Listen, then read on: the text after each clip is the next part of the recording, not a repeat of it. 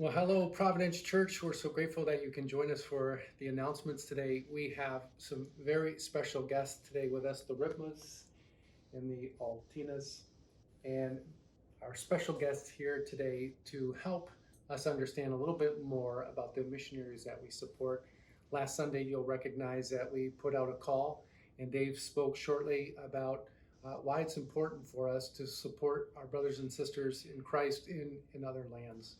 And missions is the heart of God, and all of us are missionaries. And that's why we got to hear these stories about the missionaries we support, because our hearts need to be filled up. One, yes, we need to support them, but also we have so much to learn from them and be reminded that we're called to be a mission all the time as well.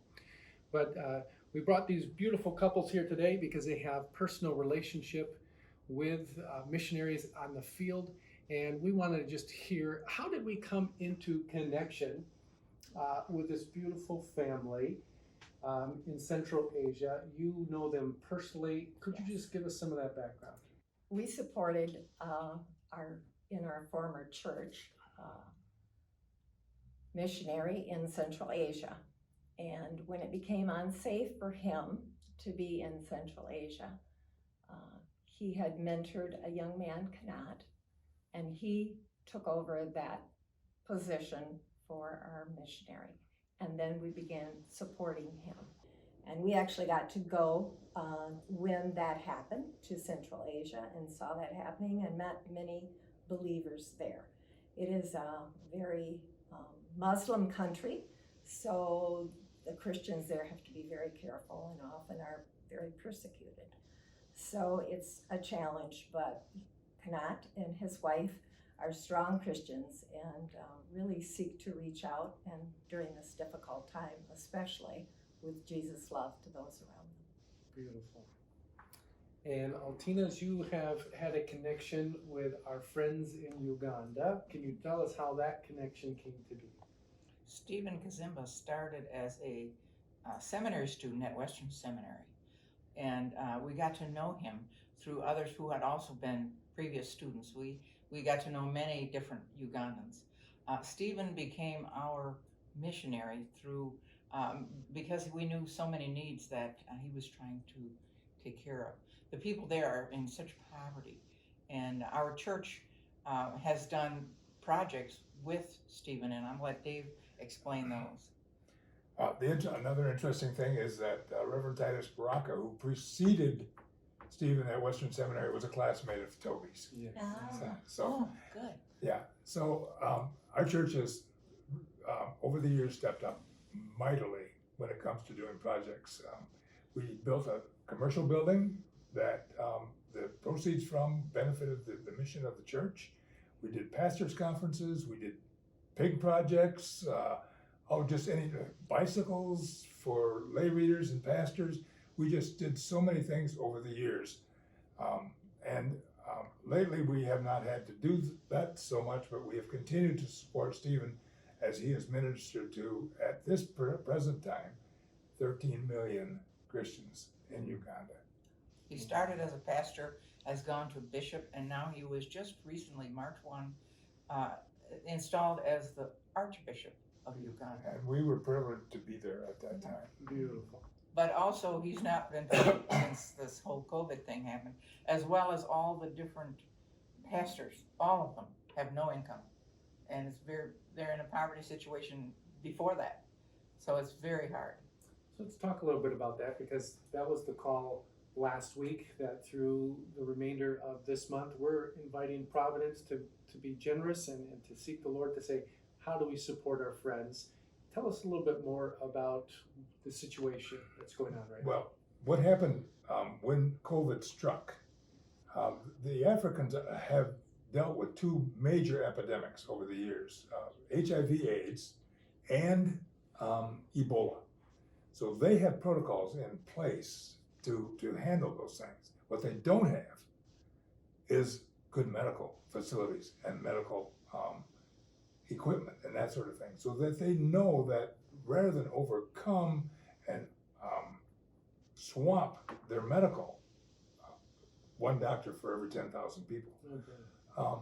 they have to they had to stop this COVID thing in its tracks. And so what they did is lock down. And they locked down, like I explained last Sunday.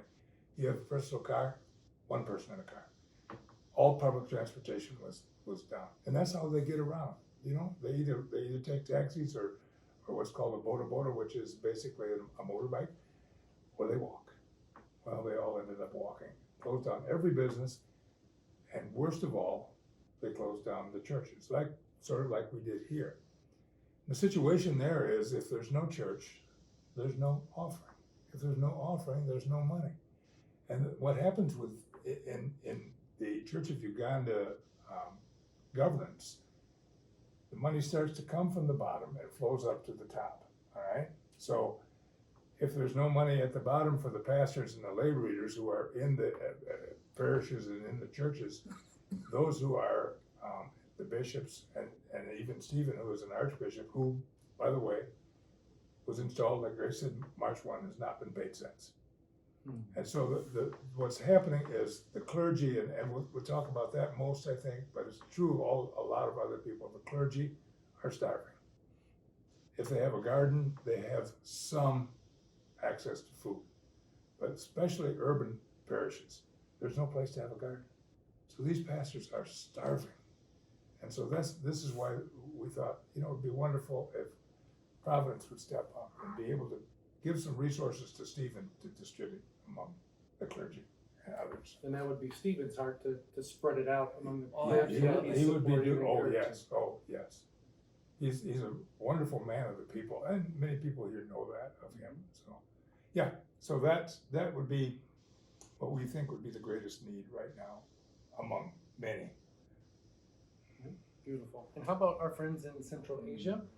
Well, I think the issues there are pretty much the same. Food is very scarce. Medical attention is nil. I mean, hospitals are jam full. If you have some money, you can bribe your way in to get a free bed if one opens up. If your loved one goes into the hospital even, you are expected to provide medicine, and if you can find what they call ventilator, oxygen of any kind, you're expected to provide that. Hospitals don't have it. Different times they've said, Canada said that 3, 4, or 5 ambulances go by in an hour. It's just pretty much run rampant to Culver, and they have I don't know if it's actually, what do they call it? Not Culvert, but COVID, but they have also a bad pneumonia that's pneumonia. going That's on what I was right trying now, to think too. of, pneumonia. So it could be either they don't diagnose it. Yeah. They don't have testing. Many people are dying. If your loved one dies in the hospital, you're expected to go pick them up, take them to the morgue. The morgues are full, they're stacked up. You gotta find a place to bury them if you can. Just really sad. So And food is very scarce, money is scarce, of course there is none. They're not working. They're not working. Yeah, it's just anything we can do to help supply some monies to help them help their people. The churches are setting up their own little areas of oxygen, trying to help the people who can't get any help. So it's Their really- governments are no help. Yeah. None. If we think we got it bad here, we don't have an idea. We don't have a clue, because they have nothing. Their government doesn't help them. They're not getting no stimulus check and all the rest of it. No So- unemployment. So that's the beauty that I see the church being the church. God so loved the world that he gave his son, not just for us here in West Michigan, where we do have it pretty blessed and good, Yeah. but through technology, through travel, what a blessing that we have to know brothers and sisters from around the world. God says when one believer rejoices, let's rejoice and celebrate with them. When one suffers and weeps, let us join them in that. And so we're calling Providence to check their hearts and to be generous and support this effort to support missionaries that we have deep relationship with. And we're grateful for that. An encouragement as well is, yes, funding is something that we're inviting people to, but we have connections through email and through other technology, and it's just good to reach out and say, hey, we're praying for you, or just drop them a note. Both Ritmas and Altinas are very open to sit down for coffee. Dave even said he would love if you want to have him over for a steak. He'd be glad to just sit and have some conversation with you and just share some more stories. It's so good for us because I think we all can grow and learn together. So thank you for your support. Thank you for your encouragement. God bless you.